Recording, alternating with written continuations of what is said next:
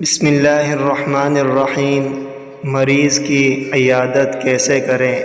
حضرت ابو امامہ رضی اللہ عنہ سے روایت ہے کہ رسول اللہ صلی اللہ علیہ وآلہ وسلم نے فرمایا، مریض کی عیادت اس طرح پوری ہوتی ہے کہ تم میں سے کوئی ایک اپنا ہاتھ اس کی پیشانی پر یا اس کے ہاتھ پر رکھ کر اس سے دریافت کرے کیا حال ہے، اور تمہارا آپس میں پورا سلام، دعا، مصافحہ کرنا ہے۔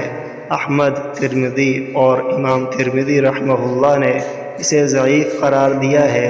رواہ احمد و ترمذی۔